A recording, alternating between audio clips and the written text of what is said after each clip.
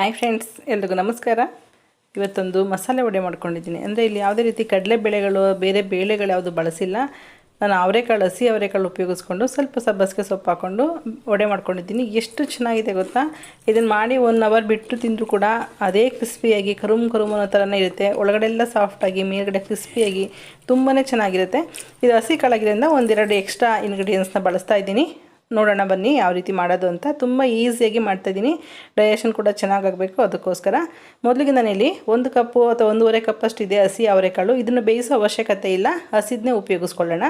ಎಣ್ಣೆಯಲ್ಲಿ ಫ್ರೈ ಮಾಡೋದ್ರಿಂದ ಚೆನ್ನಾಗಿ ಬೇಯ್ಕೊಳ್ಳುತ್ತೆ.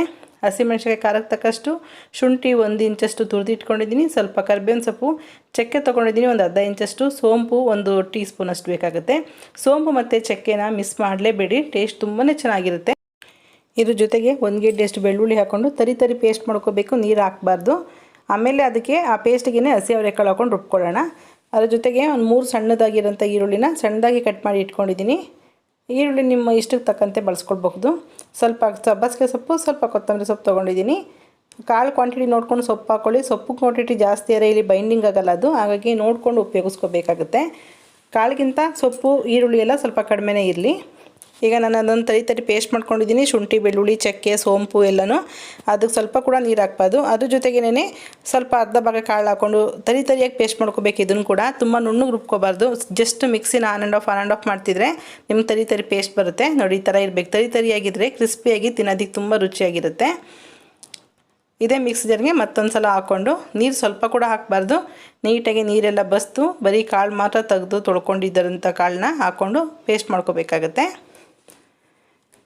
ಅದನ್ನು ಕೂಡ ಅದೇ ಒಂದೇ ಬೌಲ್ಗೆ ಹಾಕ್ಕೊಂಡು ಚೆನ್ನಾಗಿ ಮೊದಲು ರುಬ್ಬಿದ್ರಲ್ಲಿ ಶುಂಠಿ, ಬೆಳ್ಳುಳ್ಳಿ, ಹಸಿಮೆಣಸಿನಕಾಯಿ ಎಲ್ಲ ಇದ್ದರಿಂದ ಆ ಪೇಸ್ಟ್ನ ಚೆನ್ನಾಗಿ ಮಿಕ್ಸ್ ಮಾಡ್ಕೊಳ್ತಾ ಇದ್ದೀನಿ.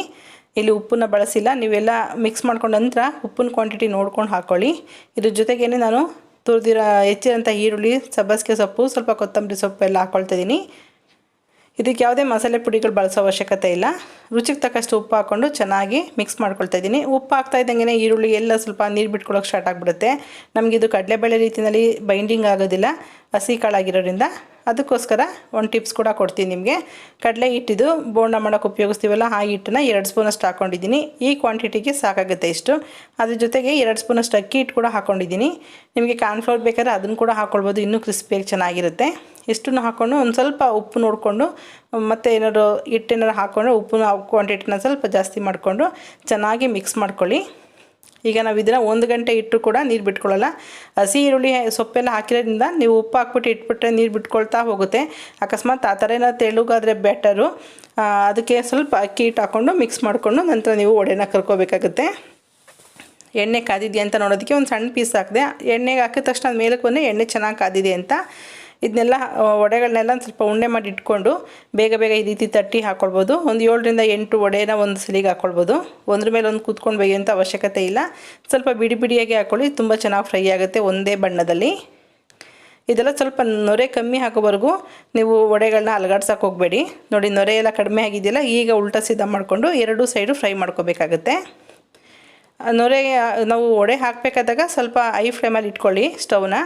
ಅನಂತರ ನೀವು ವಡೆ ಎಲ್ಲ ಹಾಕ್ಬಿಟ್ಟು ಸ್ವಲ್ಪ ನೊರೆ ಅಂಶ ಕಮ್ಮಿ ಆಗ್ತಿದೆ ಅನ್ಬೇಕಾದ್ರೆ ಸಿಮ್ ಮಾಡ್ಕೋಬೇಕಾಗುತ್ತೆ. ಸೊ ಏಕೆಂದರೆ ಮೇಲೆಲ್ಲ ಕಪ್ಪಾಗ್ಬಿಡುತ್ತೆ, ಬೇಗ ಒಳಗಡೆ ಬೆಂದಿರೋದಿಲ್ಲ. ಸಿಮ್ ಮಾಡಿಕೊಂಡು ಸಿಮ್ಮಲ್ಲಿ ಇದನ್ನು ಒಂದು 3-4 ನಿಮಿಷ ಚೆನ್ನಾಗಿ ಕಲರ್ ಚೇಂಜ್ ಆಗೋಷ್ಟು ಫ್ರೈ ಮಾಡ್ಕೋಬೇಕು. ನಾನು ಪೂರ್ತಿ ಈಗ ಸಿಮ್ನಲ್ಲೇ ಇಟ್ಕೊಂಡಿದ್ದೀನಿ. ಎಣ್ಣೆ ನೊರೆ ಸ್ವಲ್ಪ ಕಡಿಮೆ ಆದ ತಕ್ಷಣ ಸಿಮ್ ಮಾಡ್ಕೊಬೇಡಿ. ತುಂಬ ಚೆನ್ನಾಗಿ ಒಂದೇ ಕಲರ್ನಾಗಿ ಒಳಗಡೆ ಕೂಡ ತುಂಬ ಚೆನ್ನಾಗಿ ಬೇಯ್ತವೆ. ನೋಡಿದ್ರಲ್ಲ ಎಷ್ಟು ಚೆನ್ನಾಗಿದೆ. 1 ಕಪ್ಪು ಅವರೆಕಾಳು ಅಥವಾ 1-1.5 ಕಪ್ ಅವರೆಕಾಳು ತೊಗೊಂಡ್ರೆ ಒಂದು 20 ವಡೆಗಳಾಗ್ತವೆ. ಇನ್ನು ಸಣ್ಣ ಕೂಡ ಮಾಡ್ಕೊಳ್ಬಹುದು ನೀವು. ತುಂಬ ಪರ್ಫೆಕ್ಟಾಗಿದೆ. ಉಪ್ಪು ಖಾರ ಎಲ್ಲನೂ ತುಂಬ ರುಚಿಯಾಗಿರುತ್ತೆ, ತುಂಬ ಕ್ರಿಸ್ಪಿ ಕೂಡ ಇರುತ್ತೆ. 1 ಗಂಟೆ ತನಕ ಅಷ್ಟೇ ಇದ್ದಿದ್ದು, ಅಷ್ಟೊತ್ತಿಗೆಲ್ಲ ಖಾಲಿ ಆಗೋಯ್ತು. ಹಾಗಾಗಿ 1 ಗಂಟೆ ತನಕ ಇಟ್ಟು ಕೂಡ ಕ್ರಿಸ್ಪಿಯಾಗಿತ್ತು ತುಂಬ ಚೆನ್ನಾಗಿ. ನೀವು ಟ್ರೈ ಮಾಡಿ ಒಂದ್ಸಲ, ನಿಮಗೂ ಕೂಡ ಇಷ್ಟ ಆಗುತ್ತೆ. ಈಗ ಅವರೆಕಾಳು ಸೀಸನ್ ಆಗಿರೋದ್ರಿಂದ ಅವರೆಕಾಳು ಸಿಗುತ್ತೆ.